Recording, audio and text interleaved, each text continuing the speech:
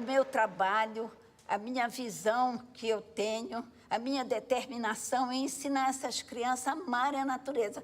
Porque só tem preservação se amar a natureza. Ensino, e no tempo de lua cheia, não pode tirar caranguejo, porque eles estão procriando. Faço os livrinhos de história, trazendo a ecologia para eles saberem, com os bichinhos. E os bichinhos também protegem a natureza, protegem a floresta. E eles, criança, têm de proteger. Aonde eu ensino eles plantarem, quando vai se plantar, se canta para a natureza, se dança para a natureza, porque tudo aí está alegrando a nossa Mãe Terra. Vamos, minha gente, dar um grito de alerta. Defender a nossa mata, proteger a nossa floresta.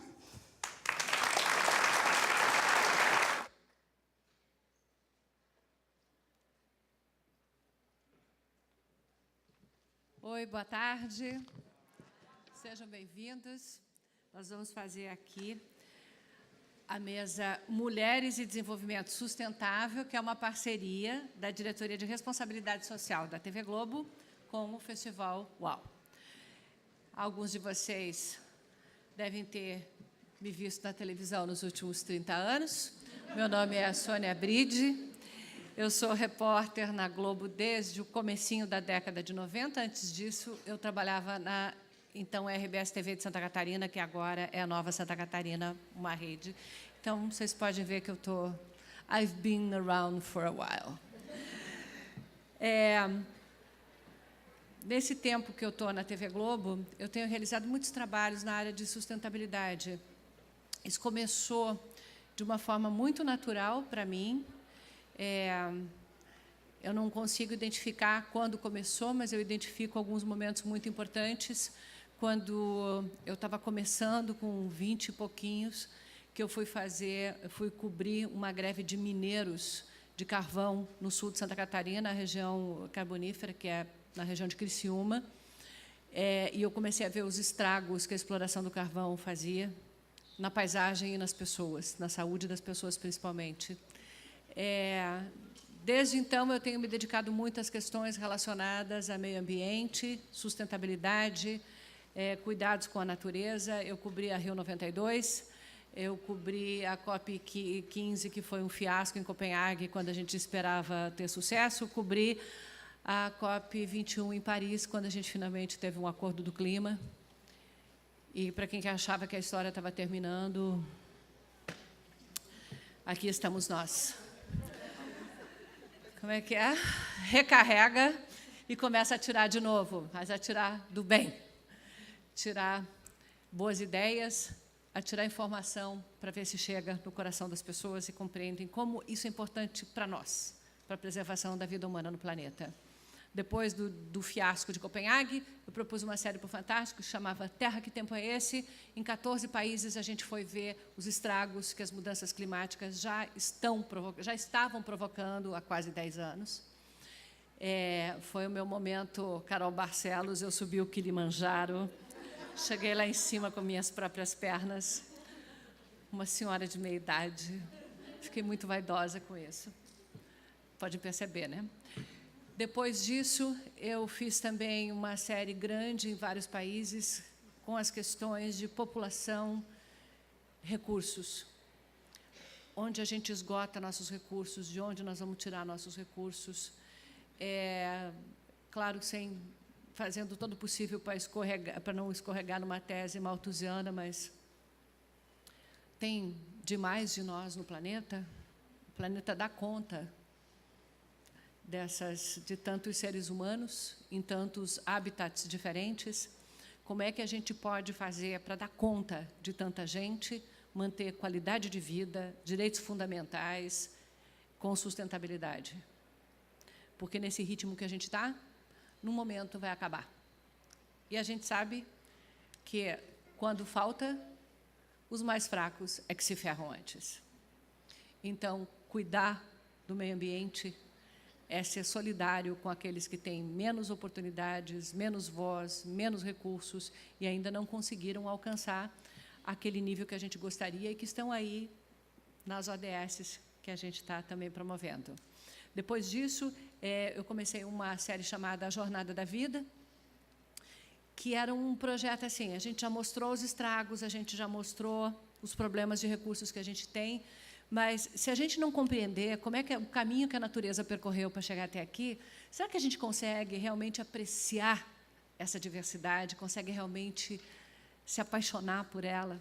Então, nós fomos a lugares que são símbolos da diversidade e da evolução no planeta. Nós estivemos em Galápagos, explicando a teoria do Darwin, a gente esteve na Etiópia, no berço da humanidade, onde a gente começou a andar com 2 pernas e a desenvolver ideias que agora estão provocando problemas no planeta. A gente foi a Socotra, no Iêmen, uma ilha no Mar de Aden, que tem as árvores geneticamente mais antigas que ainda estão no planeta, eram parte da floresta de Gondwana, uma paisagem de outro mundo, que é assim que eu descrevo na matéria. Parece que a gente não está no planeta Terra, que está em outro planeta. É uma viagem para o passado genético das plantas. Fui visitar as árvores mais antigas, as maiores, as mais diferentes, em várias partes do mundo. Fomos ver depósito de biodiversidade de alimentos, porque a domesticação dos alimentos, das plantas e dos animais, é a biodiversidade feita por nós. E nessa biodiversidade, o nosso caminho acabou levando a uma industrialização de sementes e de recursos que vão produzir alimentos que foram levando a monocultura, a pouca diversidade do nosso alimento e que pode comprometer a nossa saúde e a nossa própria subsistência se a gente não preservar essa biodiversidade dos alimentos. Enfim, nessas aí a gente acabou mudando para rios, percorri o Rio Nilo, contando as histórias da evolução, da ciência, da história, da vida humana, às margens desse rio tão incrível. No ano passado, eu fiz um caminho parecido, descendo o rio Yangtze, do Tibete até Xangai, e estou me preparando para, se tudo der certo, o ano que vem, Rio Ganges. Vai ser uma viagem, tanto. Uma viagem em todos os sentidos. Bom, a gente tem assim um compromisso muito grande com as ODS. É para isso que a gente está aqui também, né? Vocês viram esse vídeo aqui? Que mulher incrível, né? Ela consegue fazer um rap para defender as histórias e para defender uma boa prática. As boas práticas de sustentabilidade não são as práticas que te impedem de ter acesso aos recursos naturais. São aquelas que te ensinam a garantir que você vai ter os recursos naturais, sim, para sempre. Que, quando você precisar, eles estarão ali, né? Então, esse vídeo aí está sendo exibido aqui em todas as mesas antes do festival. Faz parte dessa série de depoimentos de ativistas da sustentabilidade. A dona Zenaide é uma pajé educadora ambiental lá do Pará, da ilha do Marajó. Não é uma mágica o que a globalização faz? Quer dizer, eu digo a globalização, assim, a globalização do acesso, né? Porque hoje, eu me lembro, minha avó morreu no ano passado, com 96 anos, a dona Isabela. Ela nasceu no Brasil, filha de pais italianos, e ela nunca aprendeu a falar português direito, mas também eles esqueceram o italiano. Então, ela falava tudo uma mistura, assim, um idioma próprio e tal. E, uns 6 meses antes de ela morrer, eu fui visitá-la, lá no interior de Santa Catarina. Aí, eu mostrei a minha neta, que estava andando, né, e caminhando assim na praia, ao encontro das ondas. Aí ela olhou para mim e disse assim: dá dó de morrer hoje em dia, né? Dá dó de morrer, porque antigamente se passava 1 ano, 2 anos, não sabia nada. Agora, com esses aparelhinhos, todo dia tem novidade, todo dia tem novidade. Eu acho que foi o melhor resumo que eu tive da revolução das comunicações. Dá até dó de morrer, né? Perder as coisas que estão chegando, né? Que estão vindo, tem tanta novidade. Um sentido de que a gente está indo a algum lugar, né? Que coisas estão acontecendo. Bom,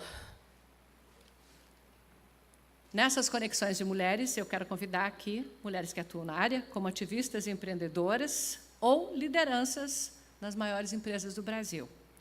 Para subirem aqui ao palco, queria chamar a Mônica Guerra. Cadê a Mônica? Está aqui. A Mônica é fundadora e diretora executiva do Comida do Amanhã, mestre em Planejamento e Gestão Urbana, tem especializações em aquecimento global, cidade e mobilidade sustentáveis e sistemas alimentares urbanos. É convidada permanente, por favor, sente-se, Mônica, onde você quiser. Está em casa. Convidada permanente do Conselho Municipal de Segurança Alimentar do Rio de Janeiro. Denise Rios. Denise, por favor. Ela é superintendente de sustentabilidade e negócios inclusivos do Itaú Unibanco. Tem quase 30 anos de experiência em mercado financeiro, investimento e planejamento. É presidente da Rede Brasileira do Pacto Global da ONU. E a Raquel Biderman. Por favor, Raquel. A Raquel é diretora executiva do World Resources Institute, o WRI Brasil, especialista em sustentabilidade empresarial, meio ambiente e mudanças climáticas, com mais de 15 anos de experiência na área. É integrante do Conselho da WWF Brasil e autora do livro Democracia, Cidadania e Proteção do Meio Ambiente. Bom, muito obrigada pela presença de vocês. E antes de começar a nossa conversa, eu gostaria de lembrar que esse debate contribui essencialmente com os Objetivos de Desenvolvimento Sustentável da ONU, que fala sobre igualdade de gênero, ODS 05. Viveremos em um mundo onde todas as mulheres e meninas terão oportunidades iguais para prosperarem, se empoderarem e se sentirem seguras. Que momento, né? Que é preciso repetir isso. A TV Globo tem o compromisso de divulgar os ODS e nós vamos assistir aqui a mais nova campanha que está no ar com esse tema, com a linda Camila Pitanga.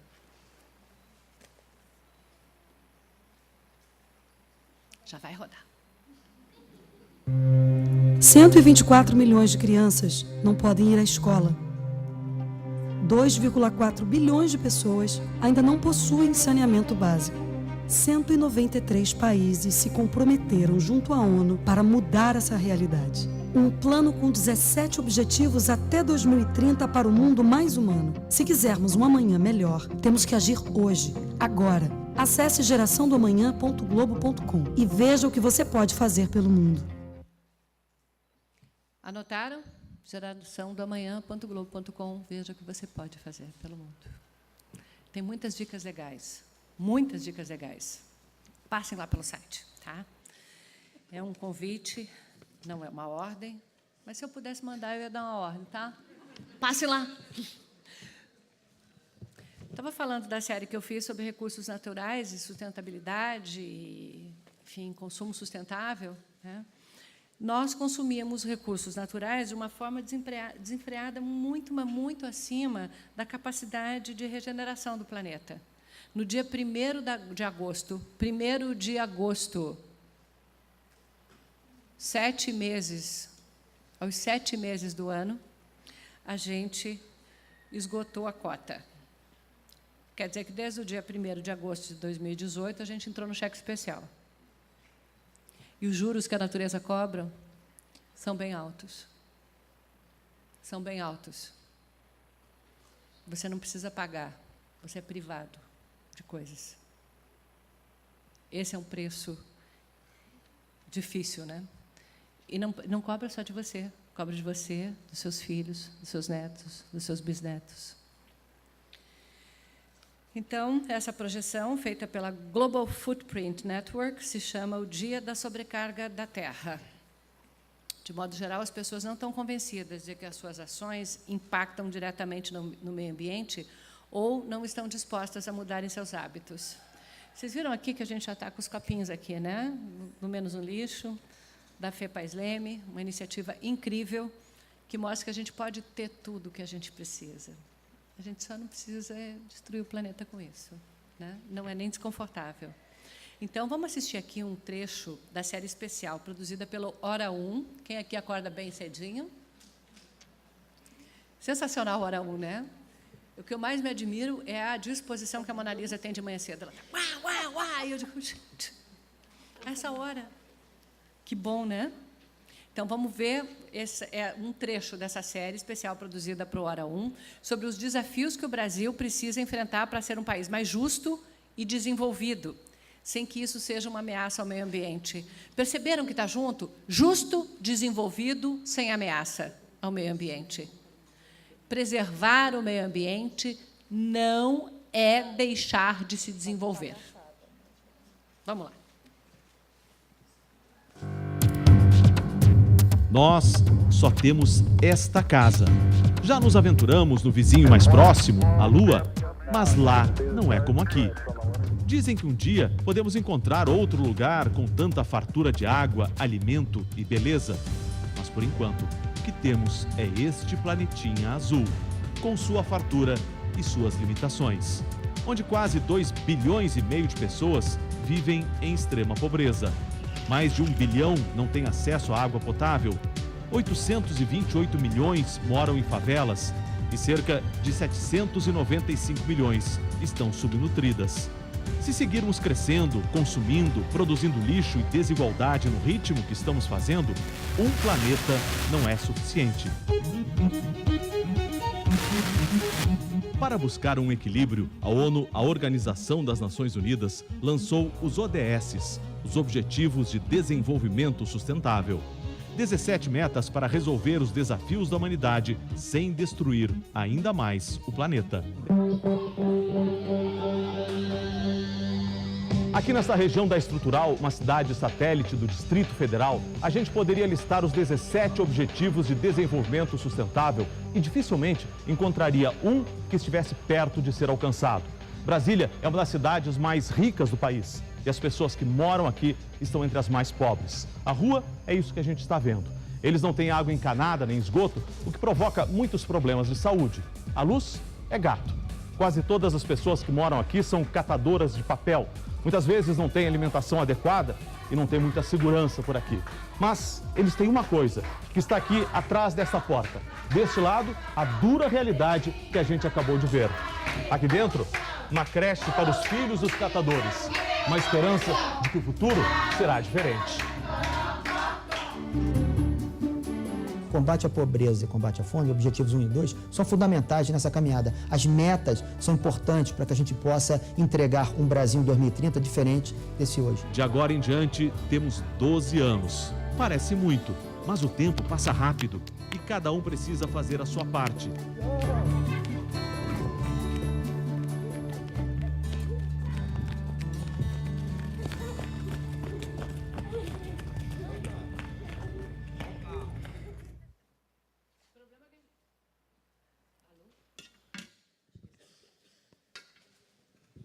Oi? O problema é que a gente não tem um plano B, né? Ixi, deu merda, vamos pegar outro planeta. A gente não tem o outro planeta. Não com a tecnologia que nós temos hoje, com o conhecimento que nós temos hoje. Então, é melhor a gente ir se garantindo aqui, né? Raquel, como é que você vê o Brasil posicionado dentro do cenário mundial do desenvolvimento sustentável? O Brasil sempre foi protagonista nesse tema, né? Historicamente, sediamos aqui a Rio 92 e temos provocado o planeta, a humanidade, a pensar os desafios. E somos a casa da maior floresta do planeta. O que ainda nos resta é bastante. E acho que os brasileiros têm um compromisso, toda vez que se faz uma nova pesquisa para tentar entender o que o brasileiro pensa sobre o meio ambiente, a resposta é que o brasileiro tem orgulho de ter essa floresta, esses biomas por aqui. A gente está destruindo muito rápido. Então, apesar da gente ter legislação, a gente ter poderes constituídos, cidadania defendendo, a gente não está conseguindo segurar o que a gente tem de biodiversidade e de espécies, biomas estão ameaçadíssimos. O Cerrado está quase que pela metade já destruído pela pressão da agricultura, uma agricultura bastante agressiva. A gente só está repetindo o que a humanidade já fez com o resto do planeta. Aqui é uma das últimas fronteiras em que a humanidade chegou com esse afã de consumo.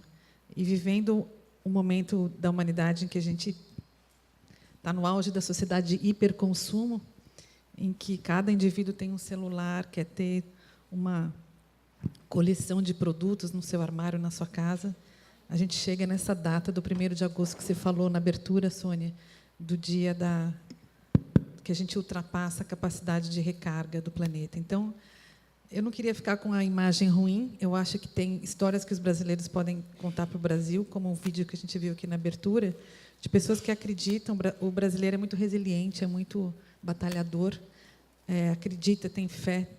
E eu acho que o Brasil pode ser o país onde a era da regeneração se coloca. A gente vê um movimento grande hoje de restauração de valores, de resgate, de cidadania, as mulheres batalhando pelos seus direitos. Então, aqui a gente tem essa potência, que é a floresta, que isso se transforme também numa potência de acreditar, né? E o movimento de restauração florestal que está acontecendo no mundo é uma resposta do reconhecimento do que a gente danificou. Eu faço parte hoje de um grupo grande que está trabalhando restauração florestal como uma saída para a gente poder reconstituir ambientes que foram destruídos. E é muito forte esse movimento, ele é muito grande, ele está presente aqui em vários cantos do Brasil.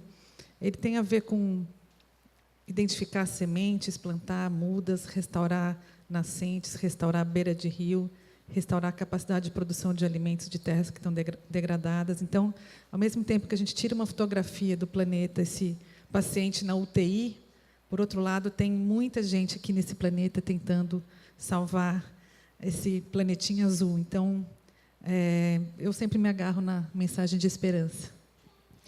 Essa semana, na quinta-feira passada, foi publicado um estudo da Universidade de Leeds, com mais de 100 cientistas, liderados por uma brasileira, a Adriane Mulholland, que mostrou o seguinte: com o nível de desmatamento que a gente chegou na Amazônia, e com as consequências também de mudanças climáticas, a Amazônia tem tido secas cada vez mais secas e cheias cada vez mais cheias.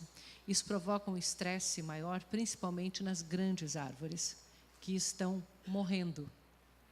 No lugar delas, vêm essas árvores mais oportunistas, que duram pouco tempo, crescem muito rápido, duram pouco tempo. E o risco que a gente corre é que a Amazônia, que captura muito gás carbônico, acabe se tornando uma emissora, porque é um equilíbrio muito difícil ali, né? Então, se você tem mais árvores morrendo, você vai emitir mais gases do que você tem capacidade de capturar. Então, você vê assim a urgência, né, de providências, a urgência de não permitir que as mudanças climáticas passem do limite que a gente já atingiu. A gente vê, Denise, a série mostrou também, tem muita gente mobilizada, tem muita empresa mobilizada, mas o que falta para a gente fazer? Quer dizer, onde é que estão os entraves? Eu acho que o principal desafio aqui é complexidade. Tá? Como você estava falando, Sônia, e eu trabalho com empresa há 30 anos, acho que desde que eu sou economicamente ativa, como dizem por aí no português. Né? Eu tenho 50, gente, tá? Sei que...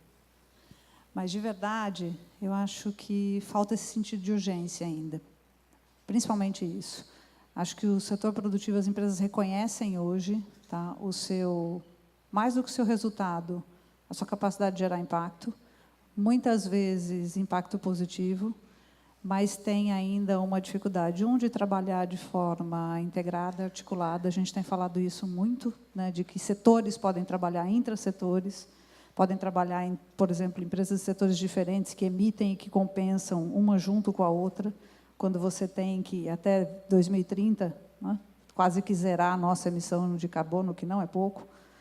Então, o setor empresarial está sendo super chamado, não é convidado, é chamado mesmo, quase intimado, acho que é a palavra correta, a contribuir com essas mudanças. Um número que eu uso muito, quando a gente fala dentro da ONU, em nome das empresas, junto com as empresas, para as empresas no Pacto Global, é que dos 200 maiores PIBs do mundo, né, produtos de países do mundo, se as empresas comparassem, né, sua quantidade de vendas a PIB, 154 empresas são do tamanho de país. Então, dos 200 maiores PIBs do mundo, 154 são empresas.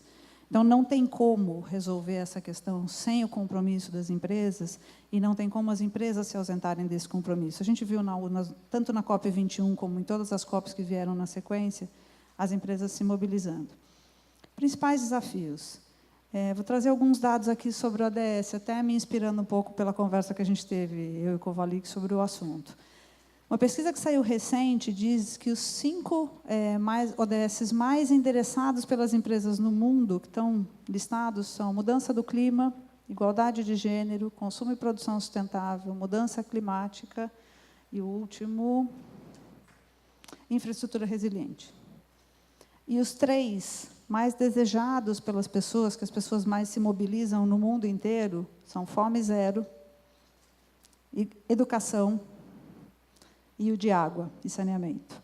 Então, a gente ainda está em um descompasso entre o que as empresas estão fazendo na sua atividade natural, core, e aquilo que são, para as pessoas, os desafios mais importantes. Então, acho que tem uma parte de articulação, inclusive com os próprios governos, como trabalhar junto com os governos, então, além de ir nos seus setores, além de trabalhar junto política pública e de atuar de forma local, de atuar de forma integrada. Isso é novo.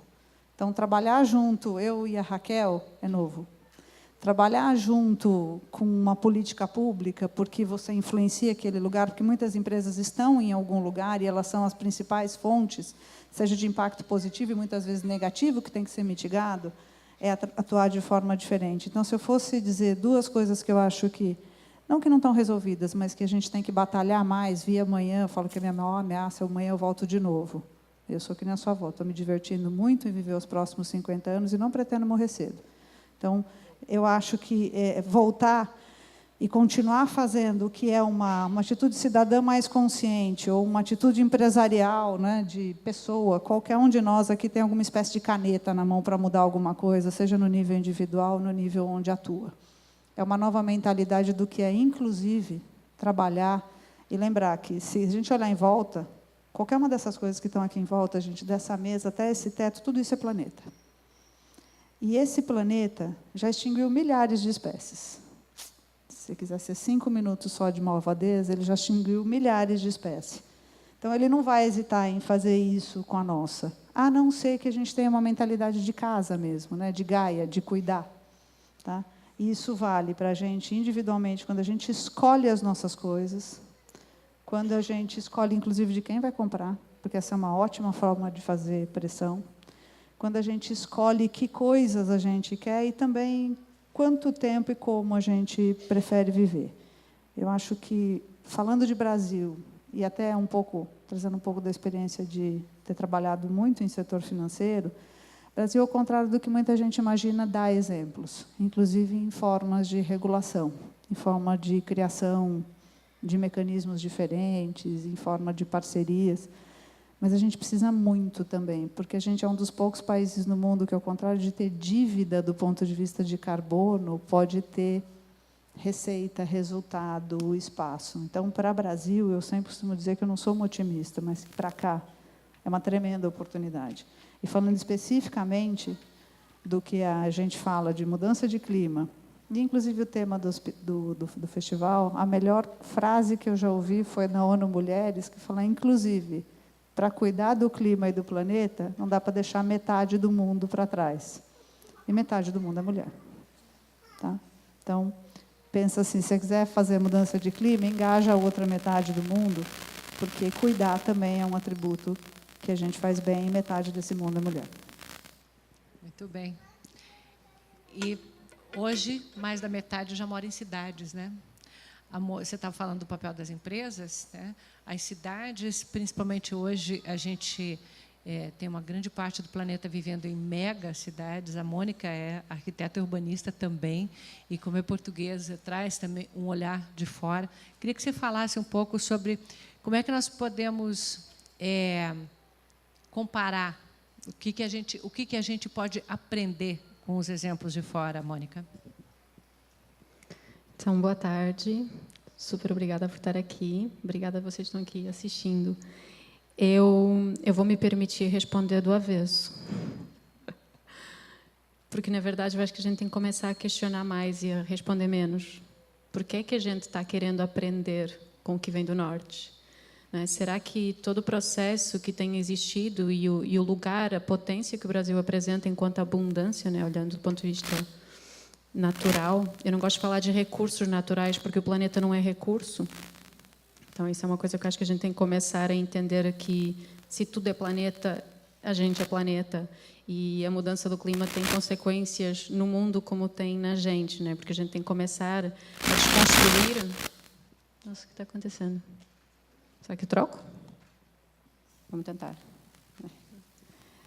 Começar a desconstruir um pouco essa noção que a sustentabilidade até reforça, não é? Da gente olhar para todos os sistemas como sujeito e objeto, e a sustentabilidade como meio que um verbo que conecta eu com o planeta que está do lado de lá.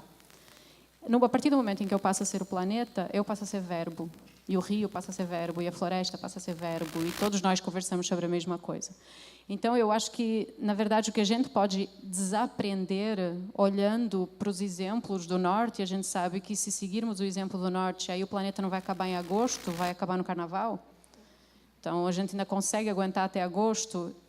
A gente tem que começar a ter um debate de como é que a descolonização pode ser feita no Sul. Então, na verdade, a gente segue, pelo menos pelo ponto de vista da alimentação, não é? A gente segue produzindo comidas iguais à Europa com maquinários importados dos Estados Unidos. Então, a gente continua tentando produzir numa floresta de um clima tropical com tecnologias que são usadas em solos temperados. E isso é um absurdo. A gente acaba gastando em 15 anos destruindo com aquilo que era preservado ao longo de 5.000. Então, quando a gente começa a querer aprender, vamos tentar aprender o que a gente não quer. Tentar entender o que é que não está fazendo sentido aqui, né? E eu me coloco, inclusive, nascida em Portugal e vindo para o Brasil, de eu entender que essa história da descolonização é o conceito básico para a gente começar a conversar sobre redução de desigualdade, sobre inequidade. Então, enquanto a gente não entender que a separação que foi feita quando nos disseram que nós éramos superiores, né? Essa história, essa ideia do antropoceno, que nós estamos acima do planeta, né? Que a gente consegue dominar e vai salvar o planeta. Olha que coisa tão bonita, né? Vamos salvar o planeta, que ótimo, né? Ela faz um tiquinho assim, a gente sai fora daqui. E nós somos o planeta. Então, quando a gente começa a olhar para esse nível, que é quase uma arrogância de que a gente vai salvar o planeta, a gente tem que entender em que momento é que isso começou a acontecer, essa separação. Quem eram os povos mais conectados e mais sábios sobre a natureza? Eram as mulheres, eram os povos africanos e são os povos tradicionais indígenas. E que são aqueles que a gente menos respeita. Então, enquanto a gente não começar a respeitar, a desacelerar nesse tempo urgente, colocar o ouvido na terra, começar a entender o que é essa sabedoria que está por todo lado, porque o conhecimento, a gente tem uma mania do consumo, né? A gente acha que a gente tem tudo. A gente tem o conhecimento, a gente tem relações, a gente tem o rio, a gente tem o carbono, a gente até comercializa o carbono que a gente tem, a gente precifica a floresta, precifica o oceano, como se a gente tivesse tudo. E quando a gente começa a entender que a gente não tem tudo, que a gente é o oceano, e a gente é a floresta, e a gente é todos os sistemas naturais, a gente vai começar a entender que a gente tem que começar a respeitar e a escutar um pouquinho mais como é que funciona a lição que o real tem para nos dar. Não tirar esse óculos de que eu sei sobre o mundo e começar a colocar o altifalante no ouvido, que eu tenho que começar a escutar o que o mundo tem para me dizer e que eu estou ignorando, porque eu estou pensando numa lógica que vem do norte e não numa lógica que vem do sul. Então, eu contraporia, inclusive, eu entrei pelo urbanismo, eu sou mestre em planejamento e gestão urbana, para chegar num ponto e entender que eu tenho de me humilhar. E a gente, olhando para a etimologia da palavra humilhação, vem do humus. Então, a gente tem de começar a destruturar um pouquinho essa estrutura que a gente tem de relação com o planeta e a gente se tornar parte da Terra também. Eu acho que é até uma lição para as empresas, elas começarem a se humilhar. E humilhação não tem nenhum problema com isso. Então, como é que eu consigo olhar no horizontal e entender que talvez a gente tenha de fazer um processo de descolonização e de despatriarcalização urgente se a gente quer seguir sobrevivendo nesse mundo. Então, acho que as cidades do Norte têm muito para nos ensinar sobre o caminho a não seguir. Existe uma série de desenvolvimento tecnológico, mas muitas vezes o desenvolvimento tecnológico são respostas corretíssimas para perguntas desnecessárias. Então, talvez a gente tenha de repensar a pergunta que a gente está fazendo. Será que a gente quer repetir um modelo europeu? Será que isso faz sentido?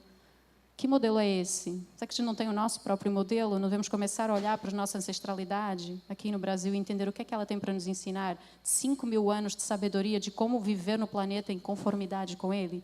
Em total integração com ele? Porque esse modelo que está vindo, ele colapsou, ele não está funcionando mais. Então, eu retribuiria a pergunta de será que a gente precisa de olhar as cidades do Norte? E eu acho que a gente aprendeu o suficiente com elas, pelo menos do que a gente não pode continuar progredindo para que a gente consiga ter um planeta que dure até agosto, pelo menos. Muito bem, Mônica.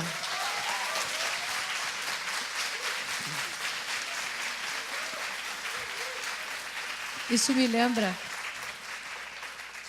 lembra um dado... Aqui eu choro. Já tem muita gente chorando ali, ó. Não, mas isso me lembra um dado que, quando a gente fez essa série sobre população e recursos, né, em que, se o mundo inteiro vivesse como os americanos, a gente precisaria de 8 planetas. Se todos vivessem como os indianos, infelizmente, os indianos não têm acesso ao básico, assim, a maioria da população. Mas, se todos vivessem no padrão de consumo dos indianos, a gente poderia ter 8 vezes mais a população. Então, existe um momento em que a gente pode achar um equilíbrio, em que as pessoas tenham mais dignidade, acesso ao essencial, a desenvolver suas vidas no pleno exercício da humanidade, né? Sem precisar esgotar o país e sem precisar privar do outro. Porque, quando você tem um bolo só, se alguns estão comendo demais, outros vão ficar sem. E a Terra é um bolo só. Desde que o Yuri Gagarin chegou lá em cima e disse é azul, e a gente viu a cara que tem esse planeta, a gente sabe que é um só. E a gente só enxerga a fronteira lá de cima se a gente conhece as fronteiras geográficas mesmo. Porque aquela linha do Atlas não aparece, porque ela não existe. É um mito inventado por nós, das nações, das separações, etc. Bom, vamos lá. Vamos voltar às mulheres, que temos que tomar conta disso aqui. Aqui no Brasil, nos últimos 10 anos, os lares chefiados por mulheres mais do que dobrou, segundo o IPEA, que é o Instituto de Pesquisas Econômicas Aplicadas. Mais do que dobrou. Lares chefiados por mulheres. Mulheres e avós criando seus filhos. Não desajustados. Não desajustados. Mulheres que estão salvando o ajuste quando os homens se omitem de suas responsabilidades.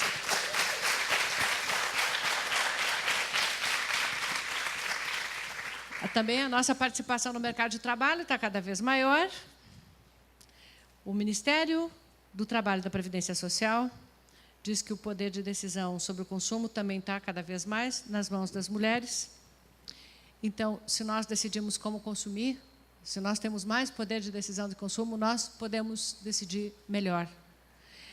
Então, isso é uma oportunidade para nós, mulheres. E aí, se a gente refletir sobre o impacto dessas escolhas, o que a gente veste, como a gente se alimenta, como é que a gente se locomove, e é sobre isso que fala o próximo vídeo que a gente vai assistir, que é do programa Como Será?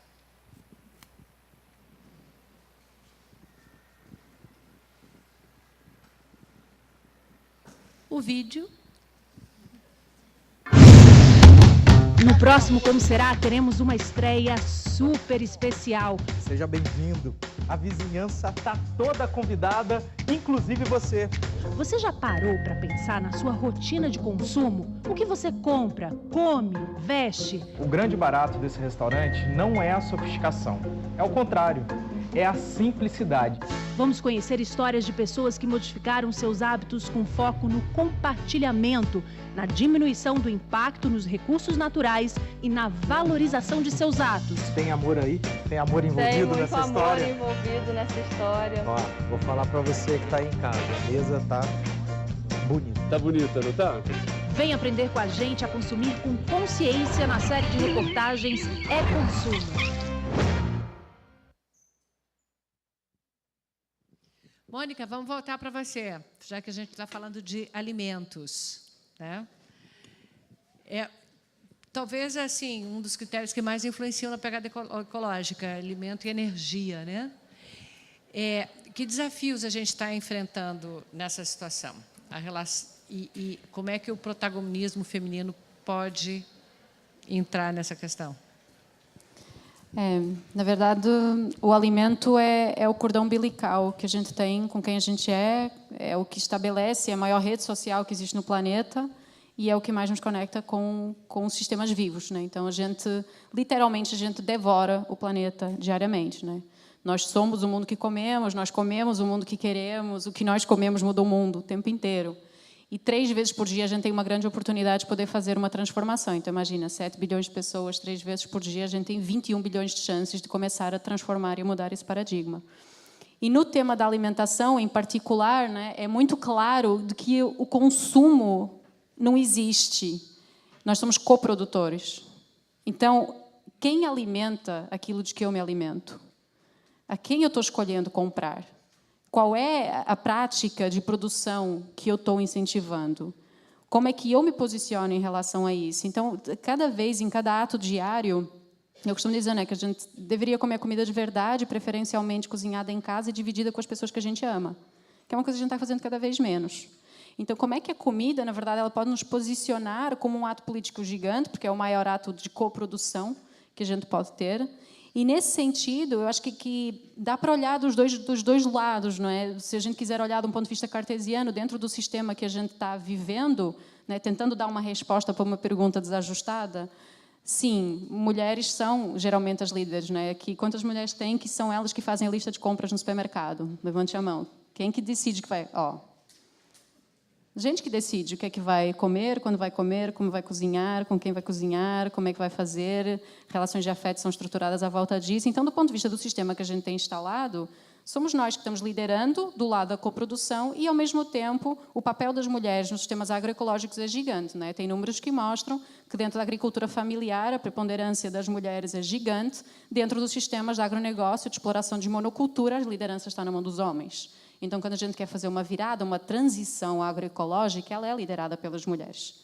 E, muitas vezes, muitas dessas mulheres têm, inclusive, dificuldade de acesso a crédito. Mulheres rurais têm mais dificuldade de acesso a crédito.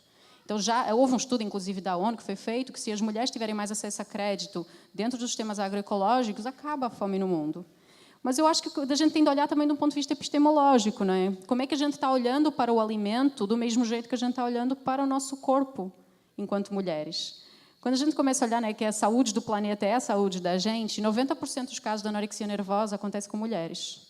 Então, a nossa relação com a comida é muito difícil. A nossa relação com a alimentação é muito difícil. E a relação do sistema, da sociedade inteira com a alimentação é muito difícil. E eu acho que a gente entra num lugar comum que é... Em que momento é que se inventou que comida é commodity? Em que momento é que comida entrou dentro das tabelas do mercado financeiro? Então, se a gente está cotando o preço de milho e preço de soja e isso está governando as finanças internacionais, se a gente coloca a comida no mercado livre, ela deixa de ser livre. Porque a gente tem de produzir aquilo que está financiando, aquilo que está movendo. E quando isso começa a acontecer, a gente tem uma padronização, né? Porque dentro dessas negociações não dá para ficar vendendo jabuticaba e cambuci, porque não tem valor financeiro em cima disso. Então, quando a gente olha para a comida como commodity, a gente começa a entrar num processo de homologação e de padronização, que é o que acontece com o nosso corpo. Então, a gente começa a padronizar, e a padronização faz com que exista desperdício, e a padronização de todas nós temos de ser iguais e responder a uma pseudomonocultura da mente do que é o papel da mulher na sociedade, faz com que a gente tenha transtorno alimentar, distúrbio alimentar. Então, acho que quando a gente começa a olhar para a forma como é produzido e como nós somos coprodutoras e nos posicionamos sobre isso, e, ao mesmo tempo, como a gente se coloca como mulher no mundo, está tudo diretamente relacionado. O que eu costumo falar, né, que nós somos florestas vivas. Nós temos no planeta 300 mil espécies comestíveis. Nós consumimos 200. É 0,06% das espécies comestíveis que existem no planeta. A Indonésia já plantou, já produziu 7 mil espécies de arroz. tinha uma empresa americana que queria patentear o basmati como um arroz americano industrial, como um commodity.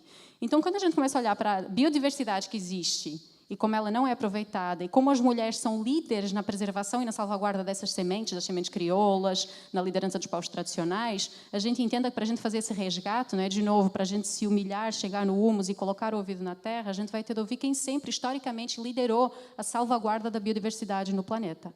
Então, isso vem com os povos tradicionais, isso vem com os povos africanos, isso vem com toda essa relação que existe, que é intrínseca, porque a mulher, historicamente, foi delegado a nós a função da fertilidade, a função do nutrir as nossas crias. Então, a salvaguarda da semente é uma salvaguarda da garantia de um futuro para o planeta. Então, acho que nosso papel é fundamental, não só porque nós inventamos a agricultura, não é, na civilização suméria. Aí os homens inventaram a propriedade, eles entregaram para a mulher o matrimônio, que vem da matriarca, entregaram para eles o patrimônio, que é do patriarca. Ainda por cima compraram o matrimônio, então incluíram o matrimônio dentro do patrimônio. Aí virou tudo deles. Então, como é que a gente consegue resgatar o nosso posicionamento como mulheres e como líderes nessa transição agroecológica? Porque aí a gente estava falando, né, na hora do almoço, eu achei maravilhoso. Como é que tira a cera do ouvido com cera de abelha e fogo? Nossa, isso é um conhecimento que se usa tradicional. Como é que a avó da Denise faz um macarrão em 30 minutos completamente artesanal? A gente, na hora do almoço, a gente só falou sobre as nossas ancestrais. Como é que a minha mãe sabia que a camomila, né, ela é uma das primeiras grandes referências de resiliência das mulheres. Quando entra a Inquisição, colocam a camomila como uma florzinha para dormir, uma plantinha para dormir, que é uma planta super poderosa, né, dentro de toda a história do empoderamento feminino. Então, como é que a gente consegue resgatar esse conhecimento das plantas tradicionais e entender isso como sabedoria, entender a relação com a terra como sabedoria, entender esse instinto materno louco de quando está amamentando uma cria e consegue sentir pelo cheiro se está com febre? Então, como é que a gente resgata isso, não só para salvar as nossas crias, mas para salvar a nossa permanência nesse planeta? Então, não só as mulheres inventaram a cerveja, para quem não sabe, a cerveja foi inventada por mulheres, liderada por homens. As mulheres inventaram o café, liderado por homens. Mas, quando a gente vai ver dentro dos melhores restaurantes, as sommeliers são mulheres. As cafeólogas são mulheres, porque nós temos mais cheiro, sentimos mais paladar, então existe um paladar mais apurado. Como é que a gente consegue resgatar o nosso lugar da cozinha como lugar de empoderamento? De não olhar para a cozinha como lugar de submissão, mas como nutrir como um lugar de empoderamento. A gente rejeitar essa ideia de que tem de fazer congelado para poder ter mais tempo para entrar no mercado de trabalho e entender que isso está nos matando. Então, a gente resgatar esse poder de fertilidade, esse poder de poder ser as líderes, né, nesse movimento do resgate da cozinha, do resgate do mexer com a mão, do nutrir, do alimentar, e isso dentro de todas as perspectivas. Então, tanto a produtora como as coprodutoras, que somos nós. Então, a gente tem essa liderança, essa capacidade também de vamos comprar de mulheres, produtoras agroecológicas, vamos lá fazer mutirão, tira caqui, tira caqui todo ano no Rio. E como é que a gente consegue se posicionar nesse sentido? Que eu acho que está nas nossas mãos. E a gente, ainda por cima, brilha o nosso olho quando a gente faz isso. A gente não acha chato. Exatamente. Você falou sobre financiamento para mulheres, né? Existem inúmeras pesquisas que mostram que, quando o dinheiro cai na mão da mulher, ele se transforma em desenvolvimento, qualidade de vida, tudo mais. Como é que isso acontece? Qual é essa relação? Como é que funciona isso, Denise? A gente tem uma história muito interessante, que é de um programa que a gente começou há 4 anos atrás, dedicado a financiamento de pequenas empreendedoras. Tá? E ele começou com um olhar... Só para vocês terem uma ideia, no banco a gente tem 60% das pessoas que trabalham no banco são mulheres. Entretanto, na liderança, a gente tem menos de 13%. O que acontece? Que surpresa! Jura? Nossa! Elas estão chocadas também, né? E aí, quando a gente olha, né, a gente via, por exemplo, as mulheres no microcrédito, que é as pequenas empresas, quando a gente ainda é meio, né, meio pessoa, meio empresa, metade delas são mulheres, 56%. Quando caía, elas começam a acelerar, se tornar empresas maiores, um pouquinho maior, esse número cai para 35% e segue a mesma linha.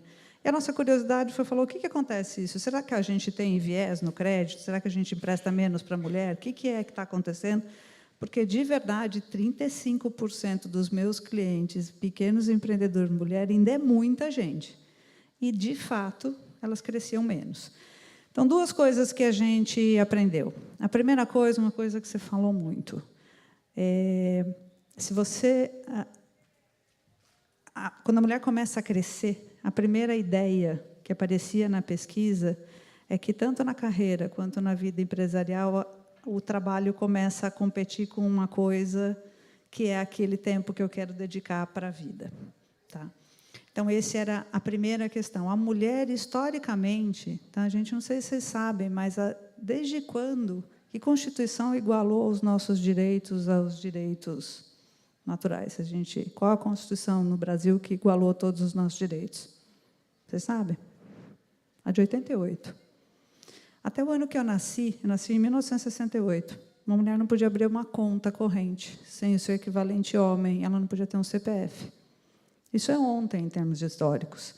Então, o acesso ao dinheiro, a finanças, a essa parte que é muito mais comum no público e não no privado, é uma coisa desconhecida para a maioria das mulheres. E se já para o brasileiro, quem é que assim, cuida super bem do seu dinheiro, tal? Ninguém, né? Prazer, vocês são todos brasileiros. Tá? É um assunto que afasta, que a maioria das pessoas não lida bem, e isso se reflete, às vezes, no crescimento das empresas. Então, duas coisas. Essa falta de, tecnicamente, experiência, tá? Mas não é conhecimento financeiro, é empoderamento.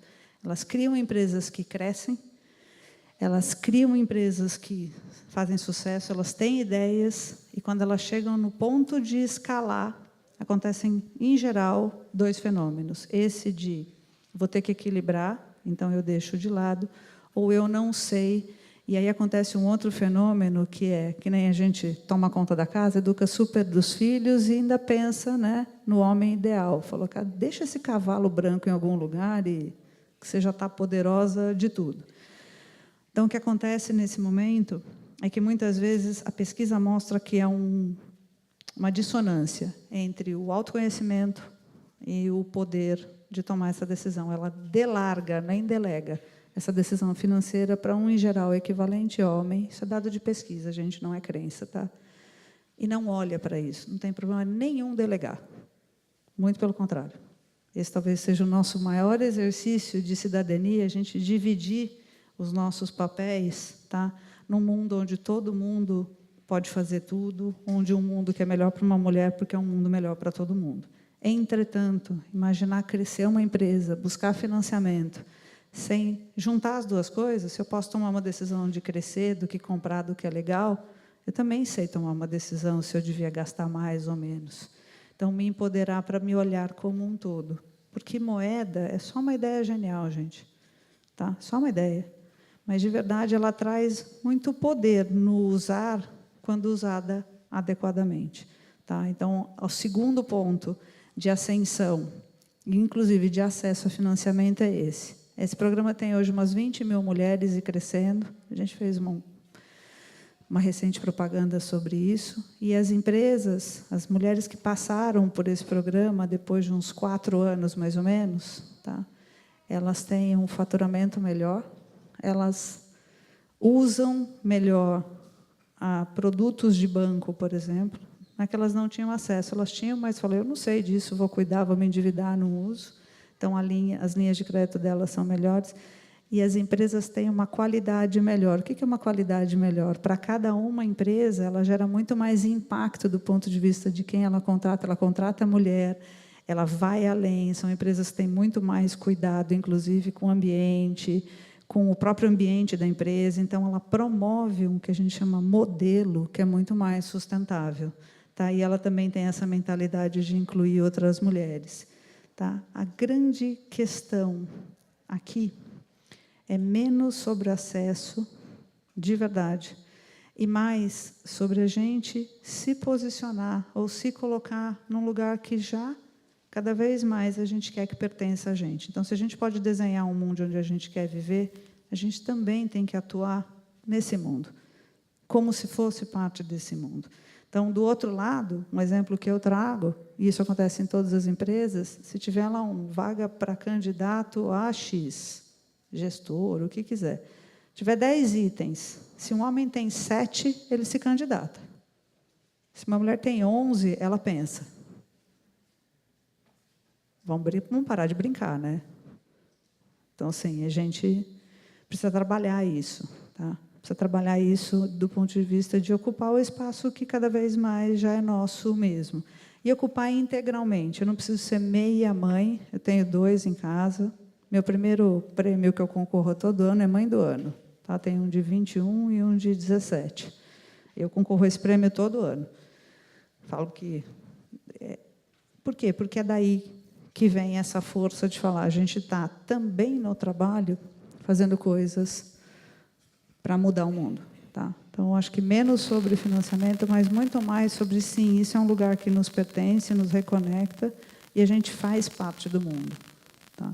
Mas a gente tem que trabalhar isso na nossa perspectiva, não na perspectiva do desenho quadradinho, o mundo financeiro é masculino, numa das empresas é para homens e cada vez mais.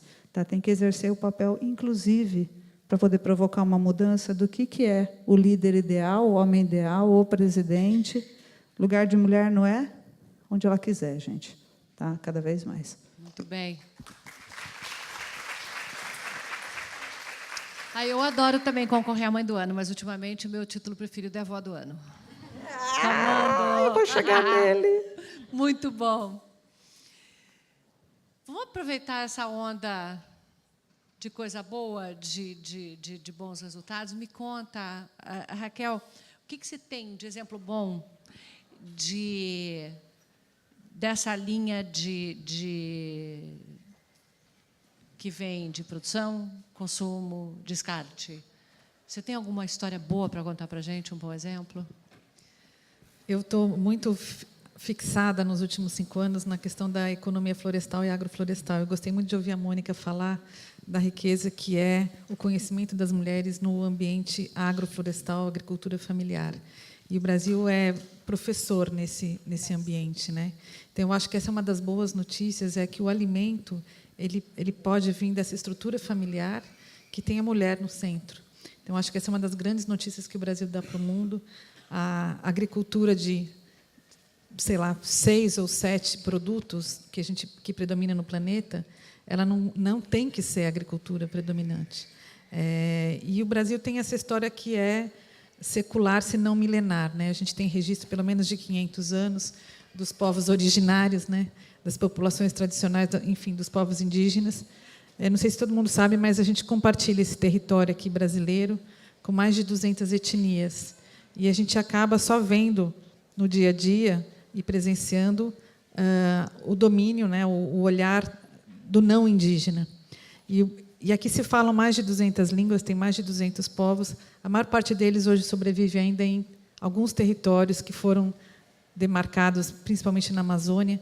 E eu acho que o conhecimento que eles nos trazem também, para dar um outro bom exemplo, é absolutamente rico e extraordinário. Mas, infelizmente, está acumulado, talvez, só nas bibliotecas e nas universidades, onde alguns estudiosos de mestrado, doutorado, vão visitar e trabalhar com povos indígenas e aprender com eles o conhecimento de farmácia, de alimentos, de cosmética.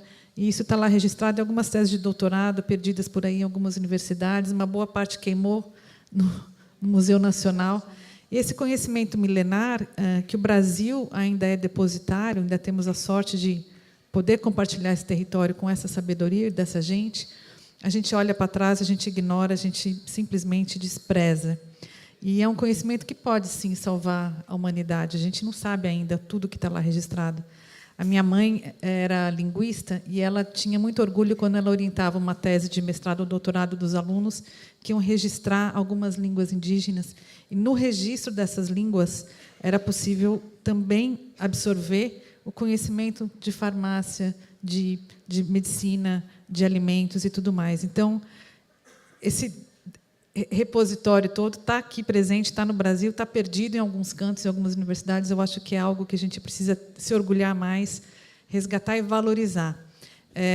E me assusta bastante o momento que a gente está vivendo no Brasil, né? Pensar que esses povos podem ter o seu conhecimento, os seus direitos desconsiderados por um olhar que vem por aí de um novo governo. Então, eu acho que esse ensinamento do Brasil para o resto do mundo é fantástico. E um outro exemplo, para terminar, nesses últimos anos, então, fixada no tema da restauração florestal.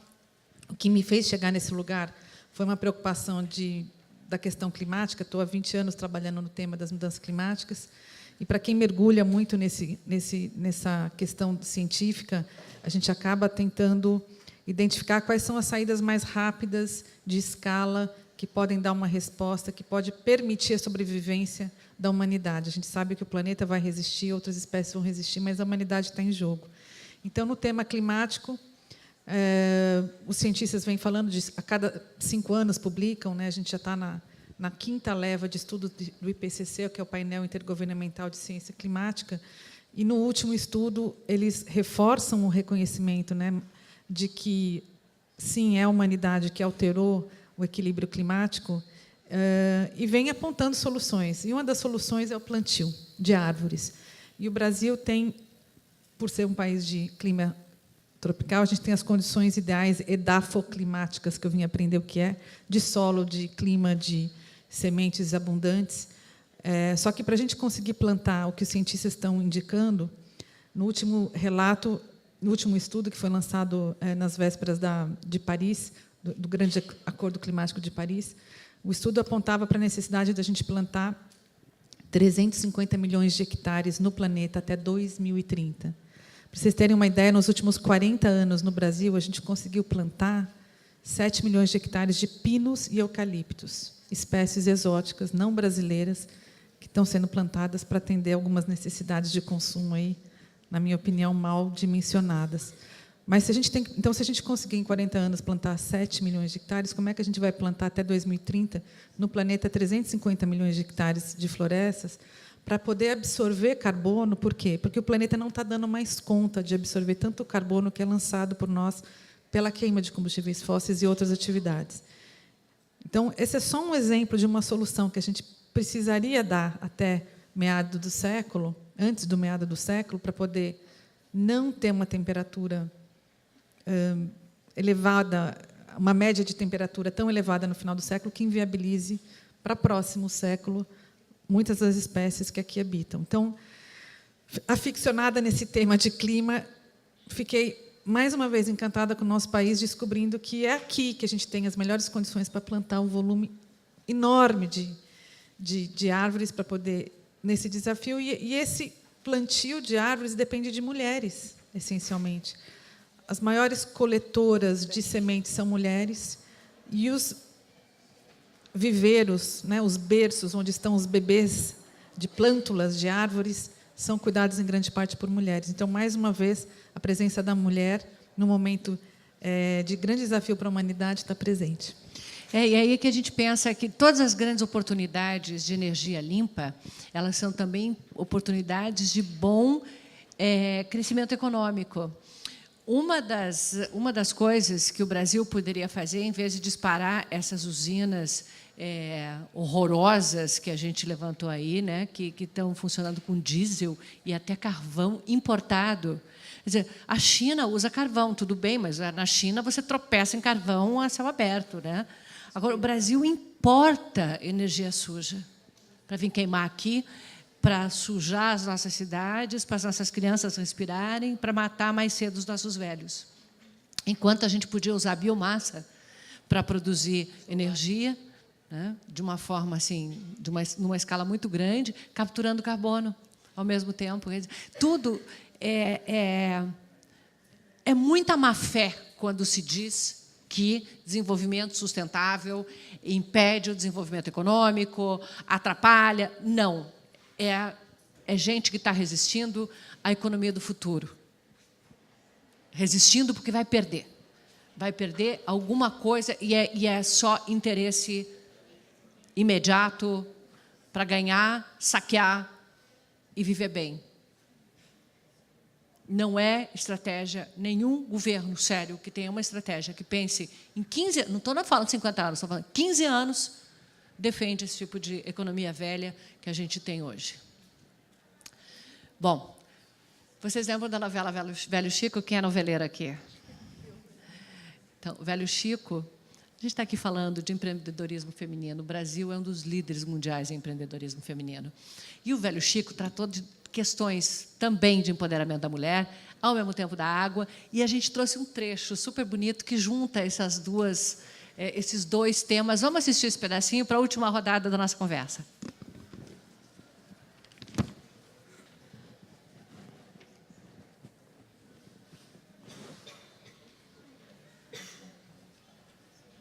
Vídeo.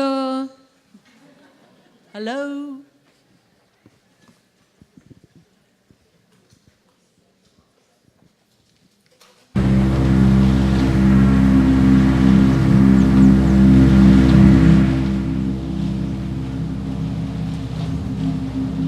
Tá encharcada.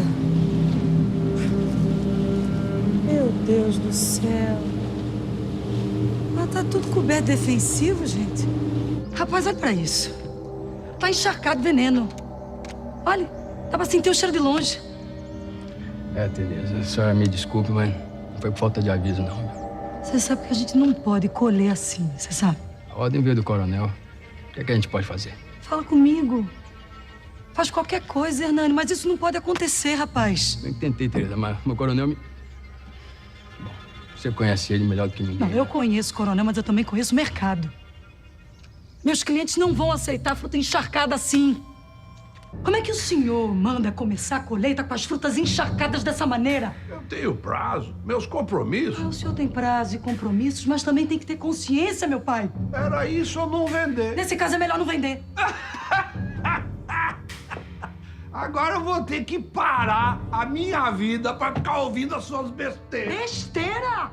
Isso aqui é veneno! E você não vem aqui me ensinar a fazer o meu trabalho. Pois muito bem, vamos lá.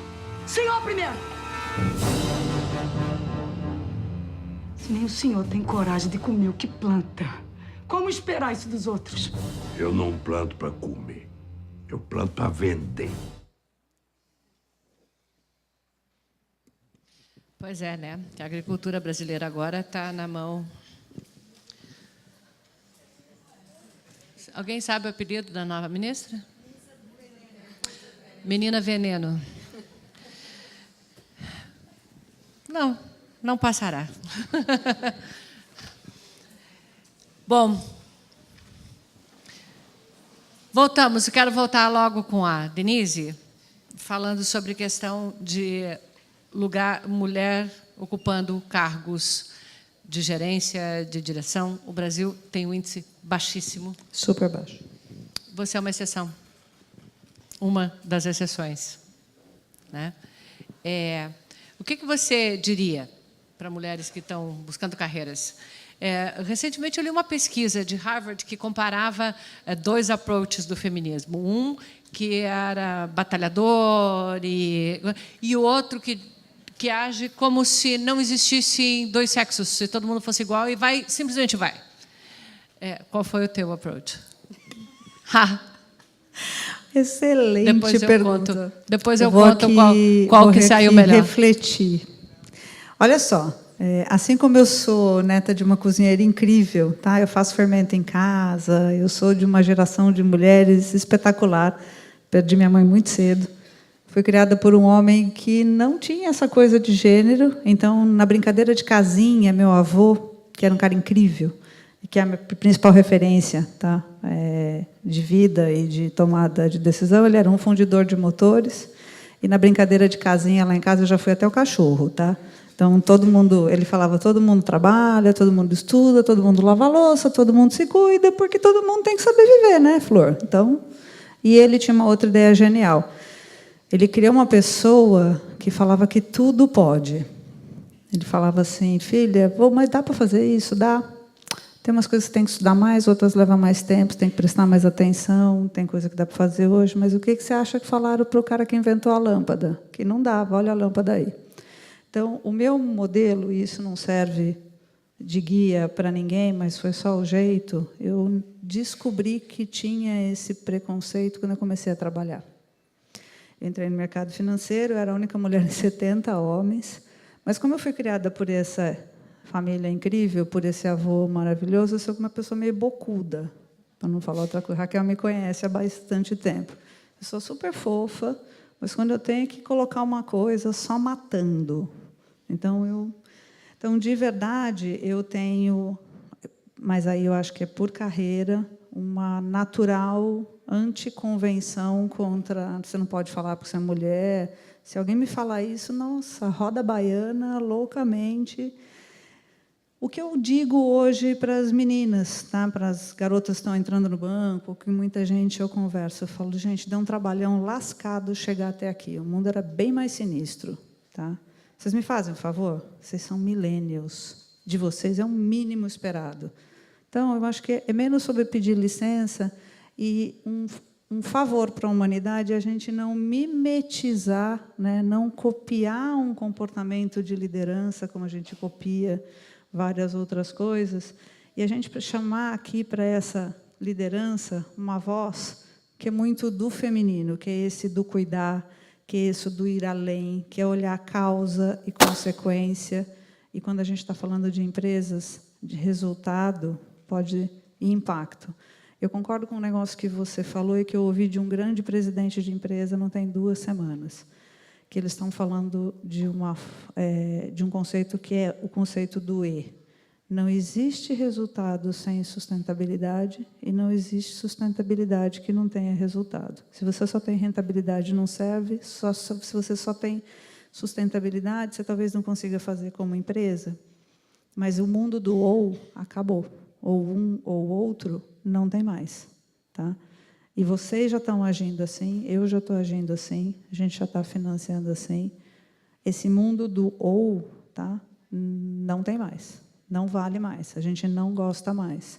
Para mim, a experiência mais marcante foi sobre o que eu faço, a importância do que eu faço e o quanto eu gosto do que eu faço. Tá? Eu adoro o que eu faço, a possibilidade de poder mudar. Foi ter passado uma semana na China, num dia de vento, estava ventando direto do deserto de Gobi, e a poluição estava 75 vezes acima do nível máximo permitido pela Organização Mundial de Saúde. Não tinha um papel no chão, mas parece que tem talco no canto. No 3º dia, eu não conseguia respirar, entrei no avião com bronquiolite, fui parar 10 dias no hospital. O primeiro ser humano que me falar que a gente não tem que transformar a tecnologia, e a árvore é tecnologia, para mudar esse padrão, que disser para mim que não acredita que mudança climática é um efeito real, ou que o que a gente está vivendo não precisa de uma mudança, vão mandar passar uma semana na China. Isso. Para ver se liga. Tem que ser na época certa. Tá? Primavera, então, assim, venta de Gobi. De verdade, eu acho que não dá para liderar ninguém se a gente não liderar a si mesma. Tá? E liderar a si mesma é ser o que a gente é. Então, sem clonagem, tá? Eu acho que o mundo, inclusive empresarial, está precisando desse olhar mais de cuidado, tá? Esse olhar sobre as pessoas, porque o que tem dentro das empresas não é caixa de sabão em pó, não é saco de comida, nem nada. É gente como eu e vocês. Tá? Então, acho que cada vez mais liderança, para mim, é isso. Tá? Saber se liderar e liderar.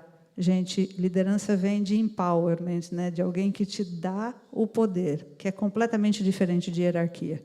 Tá? A hierarquia do mando. Gente, nós já estamos... Vou pedir respostas bem rápidas agora, porque a gente já esgotou o nosso tempo aqui dentro do auditório, a gente tem uma limitação de espaço físico. Mônica, queria que você fizesse a consideração sobre esse ponto de equilíbrio. Desenvolvimento sustentável.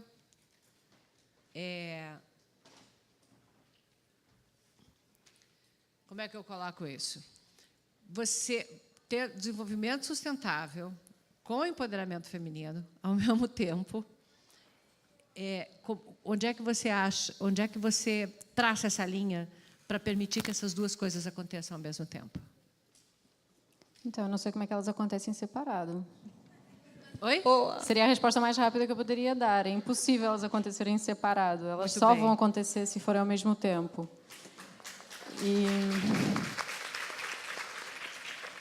Inclusive porque nesse jargão da sustentabilidade, a gente fala de sustentabilidade social, né? A cultural que está faltando lá, né? Social, econômica e ambiental. Fica sempre faltando, é um tripé perneta, falta o quarto canto. só tem desenvolvimento sustentável. Eu acho isso terrível, né? Porque desenvolvimento é desenvolver-se, é deixar de se envolver. Então, só tem reenvolvimento sustentável se a gente tiver um protagonismo muito grande de quem conhece sobre o que é vida, né? E eu queria, na verdade, acho que a gente tem que fazer um processo de desconstrução, né? E fazer esse convite à desconstrução. Você estava falando agora, Denise, eu estava lembrando de um exercício que eu comecei a me fazer nos últimos 2 anos, desde que eu comecei a olhar mais para a minha conexão, que eu comecei a coletar o meu sangue menstrual, colocar na Terra, e entender que isso é super fértil, e comecei a entender que eu e a Terra somos a mesma coisa.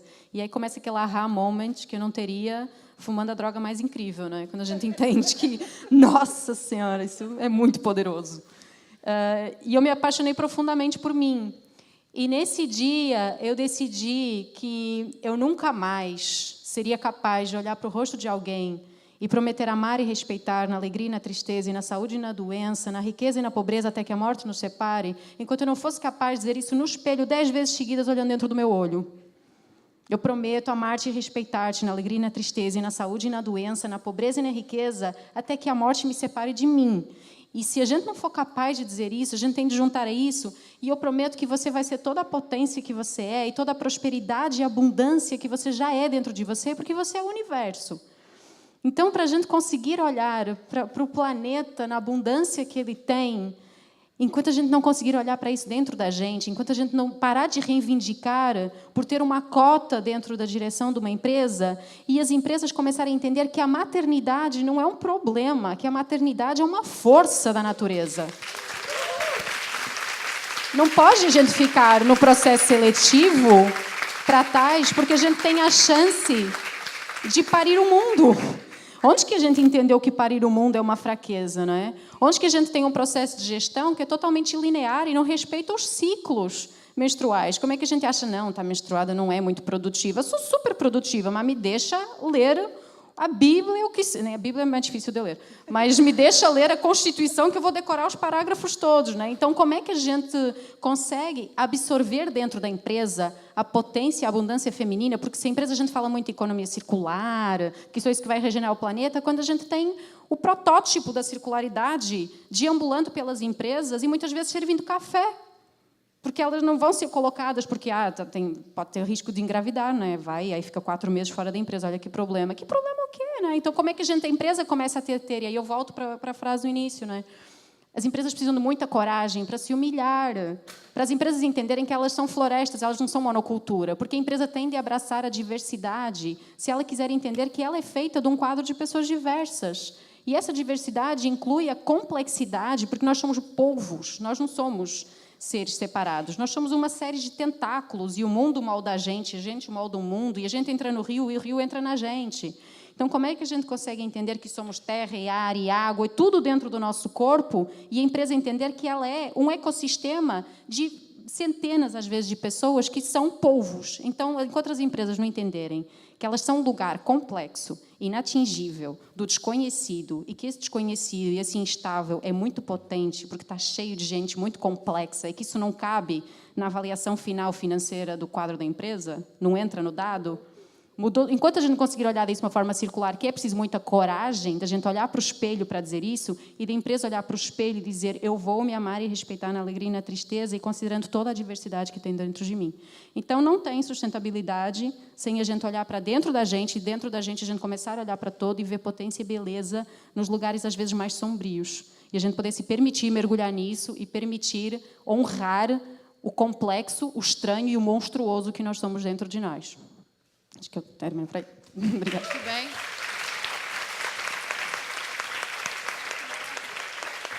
Raquel, eu vi que você estava ouvindo as duas e tomando notas. Compartilha essas notas agora, para a gente encerrar. Eu vou começar pelo pensamento que a Mônica me provocou, mas já chego nas notas. Esse olhar para o espelho e se amar, né? Que coisa mais linda, Mônica. Obrigada por essa linda oração aí que você compartilhou. Eu acho que é um religar conosco, com a nossa essência, que a gente precisa. Eu acho que a mulher tem uma coragem inerente, a gente sente, a gente vive o sentimento, e cada vez mais colocar para fora esse sentimento e desconformar e roubando a palavra da Mônica mais uma vez, descolonizar. A gente tem que abrir essa beleza que está lá dentro e vivê-la plenamente, seja onde for, onde a gente estiver. E com tantas regras e processos e conformidades que a gente foi criando ao longo do tempo, a humanidade foi gerando máquinas, né, robôs. E eu acho que a mulher ela tem uma coisa muito forte, que ela tem uma coragem de questionar, de colocar para fora o sentimento. Então, para a gente crescer, talvez, nesse mundo complicado e se amar mais, acho que tem um processo que é único, que é fundamental, que é se autoconhecer. Então, se a gente não olhar para dentro profundamente e para poder se amar, a gente vai ter que se conhecer.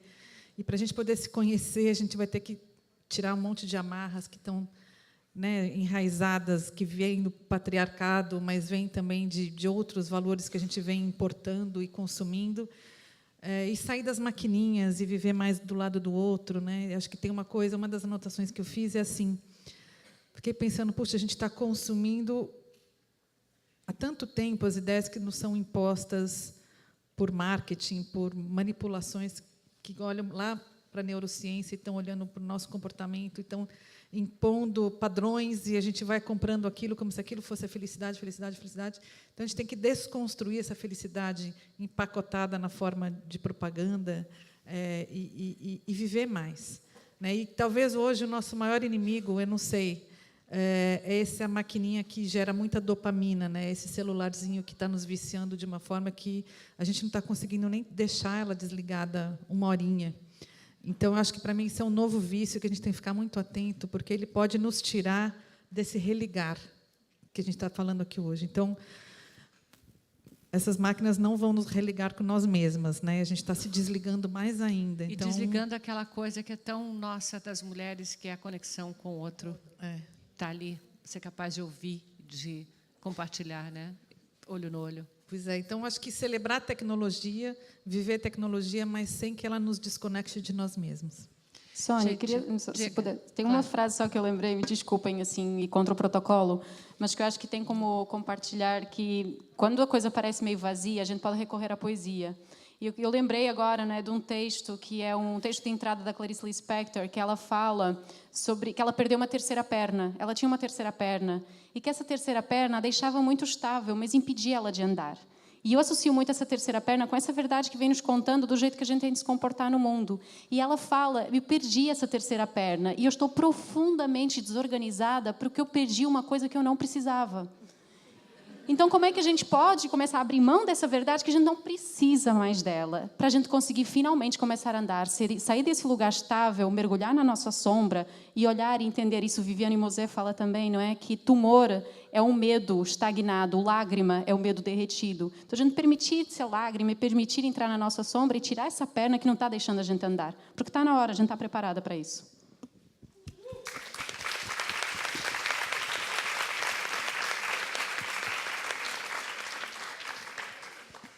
Eu estava olhando aqui para a plateia,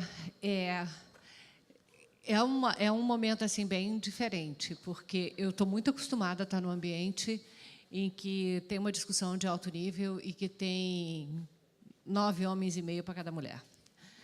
E hoje tem essa plateia grande de meninas, né? De mulheres, de meninas. Tem uma pequenininha correndo por aqui, já incorporando.